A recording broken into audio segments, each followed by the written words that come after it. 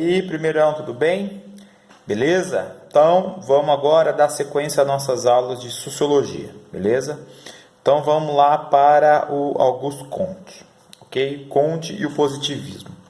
Seguinte, pessoal, primeira coisa que a gente tem que ter em mente. Quando a gente fala do Augusto Comte, a gente está falando de um cara que fazia uma certa apologia à ciência, ou uma ideologia ao cientificismo, tá? Vamos explicar isso detalhadamente. Seguinte, o Comte é um autor que está situado lá no século XVIII. E o século XVIII vê na Europa e depois se expande para outros países e toda a humanidade, o mundo todo depois vai sentir os ecos, né, as ressonâncias da Revolução Francesa. A Revolução Industrial. A Revolução Industrial ela é importante por quê? Porque é uma revolução que modifica, do ponto de vista tecnológico, as forças produtivas. Então, por exemplo, se no passado, antes da Revolução Industrial, o que existia era a força humana, seja de animal, seja de pessoas, ou seja mesmo da natureza, né, dos ventos, por exemplo, depois da Revolução Industrial, uma nova forma de utilizar a força por meio das máquinas a vapor, elas são utilizadas. E isso faz com que a vida se torne mais, do ponto de vista do cansaço e do esforço físico, se torne mais tranquilo, se transforme em algo mais fácil. Então, a partir do século XVIII, a gente vê que a ciência começa a ganhar uma importância muito grande na vida das pessoas e dos países, porque muitos países que entram na Revolução Industrial, eles se destacam, ficam mais ricos e dominam os outros países, ou ganham espaço, ganham na economia, ganham na questão de proporcionar um bem-estar maior para a sua própria população. Então, depois do século XIX, o que vai existir? A ideologia que começa as pessoas a seguirem é de que a ciência ela é o fruto e a razão de todo o progresso que a humanidade ia experimentar. Então, as fichas são apostadas na ciência, na busca da transformação da vida das pessoas. Beleza. E aí, o que vai acontecer, pessoal? O Augusto Comte, ele é um entusiasta, ele está vendo isso acontecer. O que ele vai propor?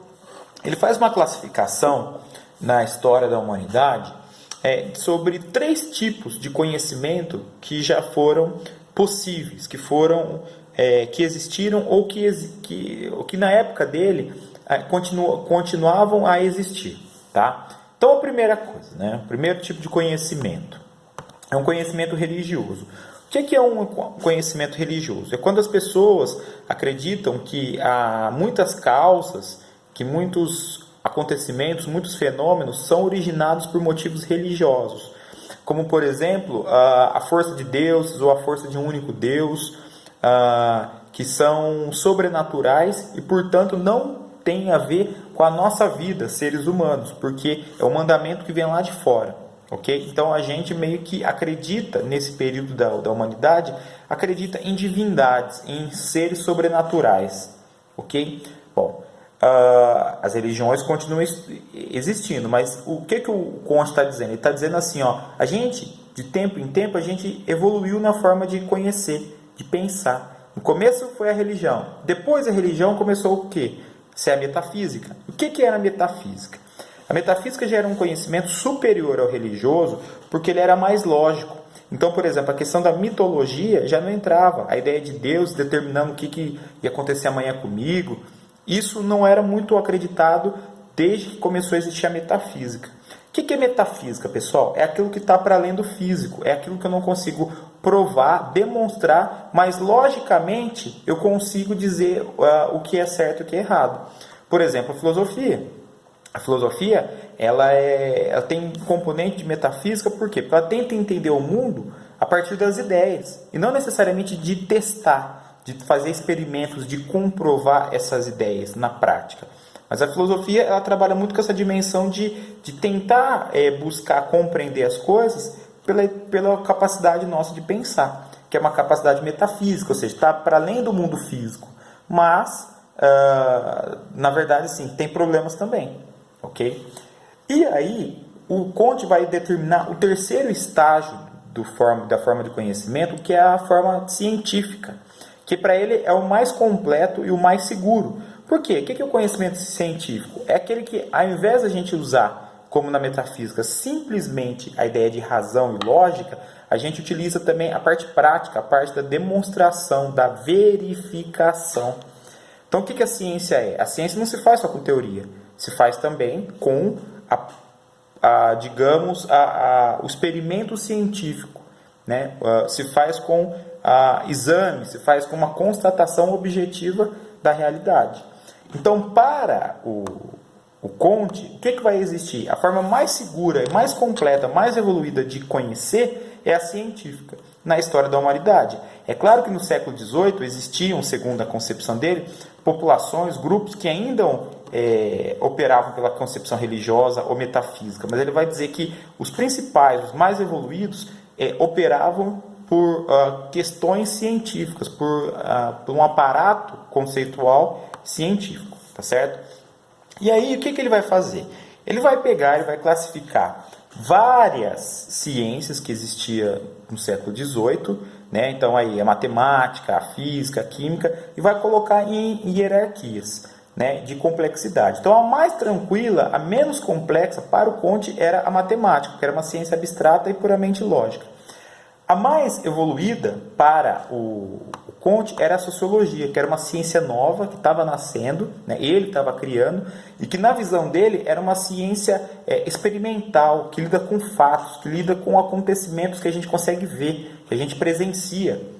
Ou seja, então é dentro desse modelo que ele vai falar, a sociologia, por excelência, ela é científica, porque ela precisa sempre de uma constatação, de uma prova para poder existir. Ela precisa do fato concreto e empírico para existir. Só que é o seguinte, o Comte ele não chamava a sociologia ainda de sociologia, ele chamava ela de física social. Quem vai colocar o termo sociologia é o Durkheim, que é um cara que recebe a influência do Comte, né, que recebe a influência do positivismo e vai cunhar o termo de sociologia, vai conceitualizar e vai ensinar ela na universidade. Ou seja, vai conseguir transformar ela numa ciência propriamente. Mas onde começa? Começa com o Comte. Beleza? E assim, o que queria o Comte com a sociologia? Queria criar um tipo de conhecimento capaz de manter a ordem e a paz social. Lembrando que o Comte está vivendo o século XVIII para o XIX, então ele está pegando ali o processo da Revolução Francesa. Bom, então a ciência dele é uma ciência que critica toda a bagunça, toda a movimentação social, os conflitos que existia com a Revolução Francesa. Portanto, a gente pode considerar o seguinte, a gente pode considerar que para o Auguste Comte, a sociologia tinha como meta manter a ordem e organizar a sociedade de um tal modo que a paz pudesse reinar na França. Tá? Então ele era contra a ideia de conflito. Ele queria reconstruir, estabelecer hierarquias, manter o progresso, né? Organizar a França de uma forma que o progresso fosse possível. Tá? E aí, o que vai acontecer? Ele, na verdade, ele acredita tanto que a ciência vai resolver e trazer o progresso para a humanidade, que, na verdade, para ele, o positivismo se transforma numa ideologia, de um modo de vida, de um modo de enxergar o mundo. É como se fosse uma religião positiva. Né? Pode parecer contraditório, mas ele dizia que existia uma religião positiva, que na verdade é uma religião científica, que as pessoas tinham que acreditar, digamos assim, plenamente. Tá? Aí, só que tem problemas nessa concepção. Por quê? Porque é um tipo de concepção que tenta controlar o mundo todo. A ideia de que a ciência pode observar a natureza, observar o mundo exterior aos indivíduos, né, a nós, e a gente pode transformar a natureza a nosso favor. Então a gente precisa de mais energia, busca alternativas, mas não se preocupa, por exemplo, com a devastação ambiental para buscar essa energia. Você precisa de ouro, você tira uma montanha do lugar para fazendo escavação, para produzir ouro, produzir riqueza. Então a ciência assim, é como se fosse algo que, digamos, fosse feito sem consciência, sem um debate ético se a ciência está sendo usada para o bem ou para o mal. Então o Comte, o que ele vai dizer? Ele vai dizer que a ciência, puramente é algo que traz para a gente evolução e que a gente tem que acreditar nela, que a gente tem que utilizar ela para facilitar a nossa vida transformando a natureza. Ou seja, o que nós temos que não vem da natureza? Tudo, né? Tudo que a gente constrói para facilitar a nossa vida, desde moradias, casas, remédios, de alguma forma ou de outra, vem da natureza. Então, essa era uma ideologia que naquele período o Comte, ele divulgava e ele acreditava bastante.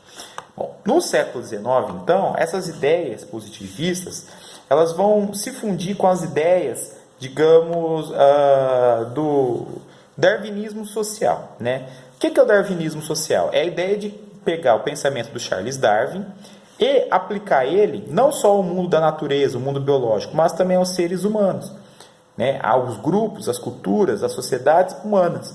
Então, é a ideia assim, se na teoria do Charles Darwin, aquele que tem maior habilidade para sobreviver, aquele que melhor se adapta às condições de dificuldade adversas, é aquele que ao longo do tempo sobreviveu, para os darwinistas sociais, o que vai existir?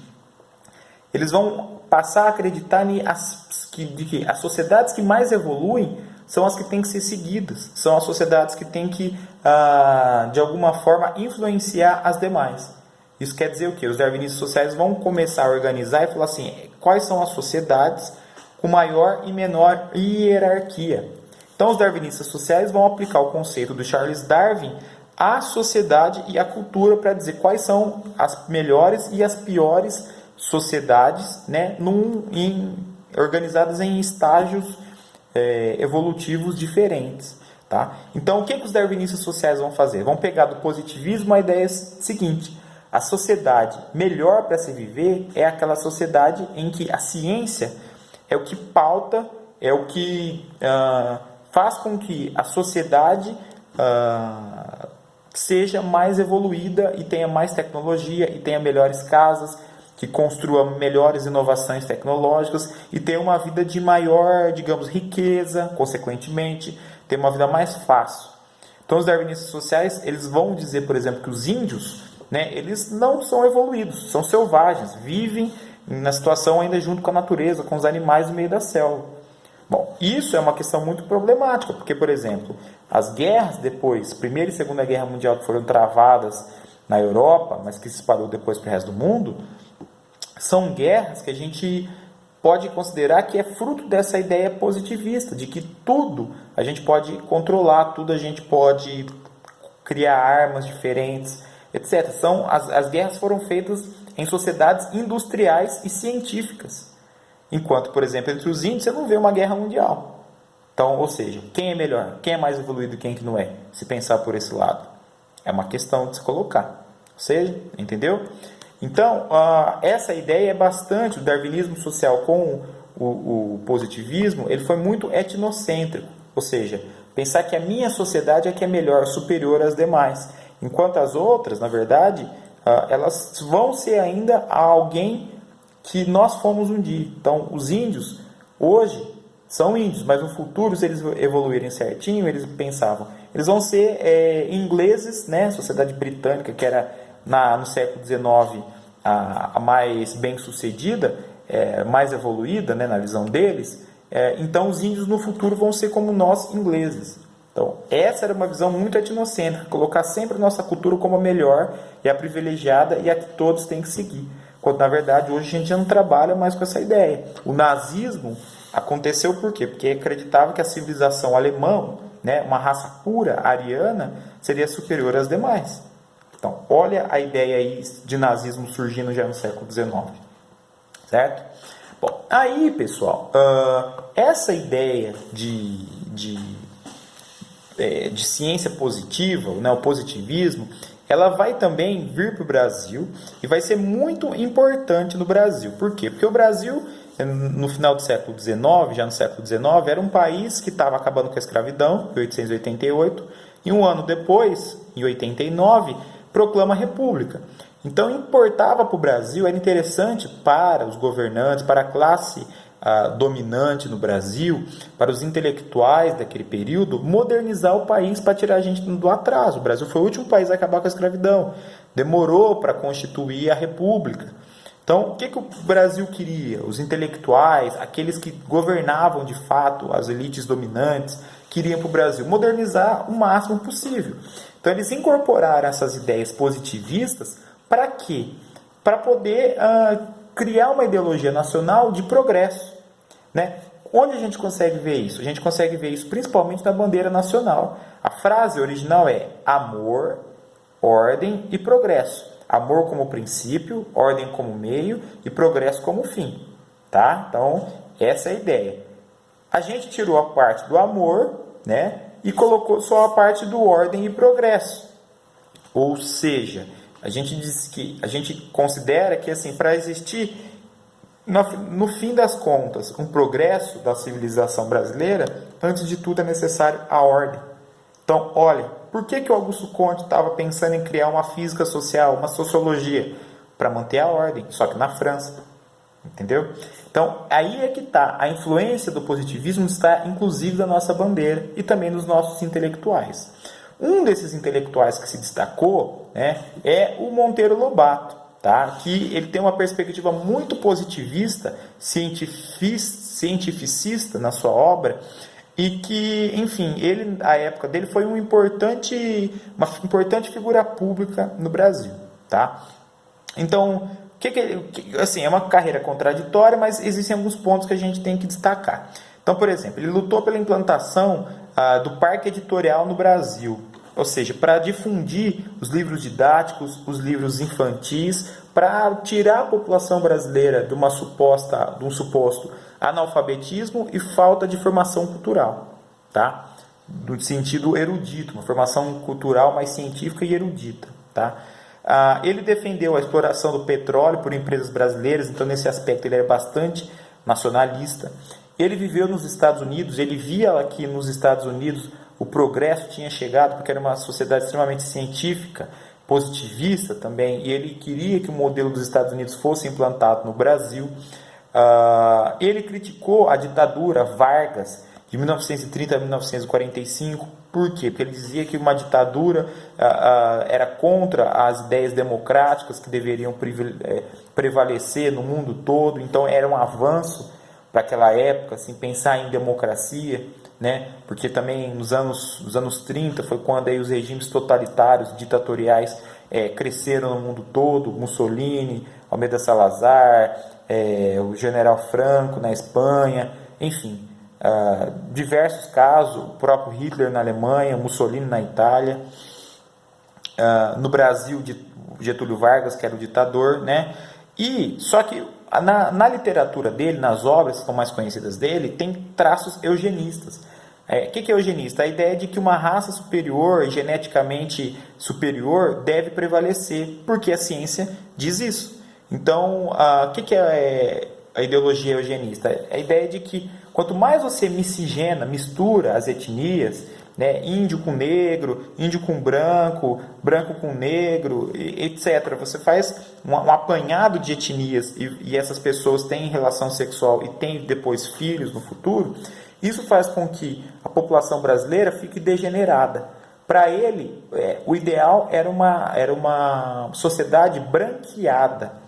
Era uma sociedade o quê? Que as etnias, né, fossem cada vez mais parecidas com as europeias, né? Mas isso não era só ele. Na época, na passagem do século XIX para o XX, a maioria dos intelectuais no Brasil pensavam assim. Então, nesse caso, ele foi um homem de sua época, preconceituoso, né? Por exemplo, nas suas obras, os negros são vistos como ignorantes, como atrasados, os caipiras como preguiçosos. O que foi o Jacatatu em Urupês?